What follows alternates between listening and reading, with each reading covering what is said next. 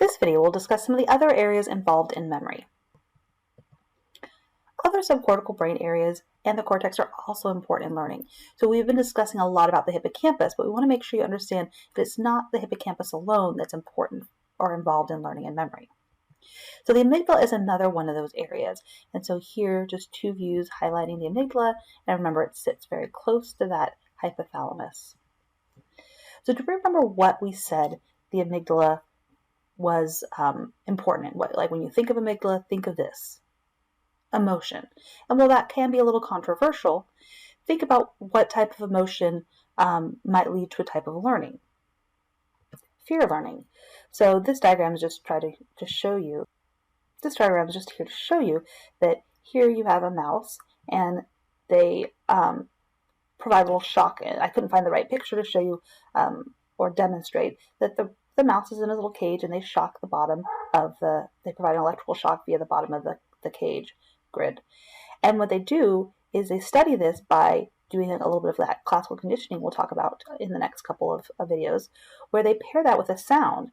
And now the mouse is not just afraid when he feels a shock, he's also afraid of that sound. And so that's one of the ways that they study fear learning and have shown that the amygdala is involved. In addition, this parietal lobe up here, where we talked about it in terms of problem solving, our sense of touch, that's somatosensory cortex, but a lot of times we don't think about it in terms of memory.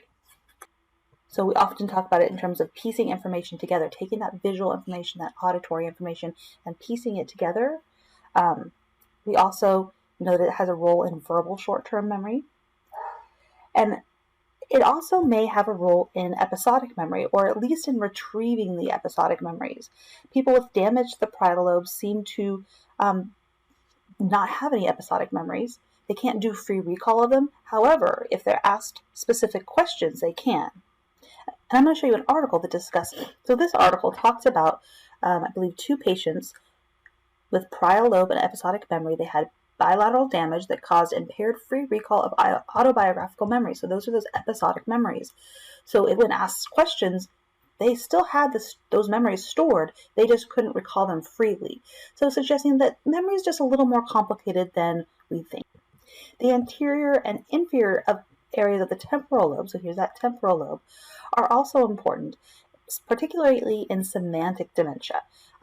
So semantic dementia means the loss of those semantic memories. So remember, when we talked about hippocampal damage and HM, his semantic memory was mostly intact. He had trouble learning new memories, but he could retrieve those older memories. And his newer memories, he could recall them with cues. And part of it may be not just the hippocampus lies underneath this temporal lobe, but that perhaps part of his anterior, or more of his anterior and inferior temporal lobe were removed when they removed the hippocampus than originally thought. And in order for the semantic memory to really be impaired, it needs to be bilateral damage.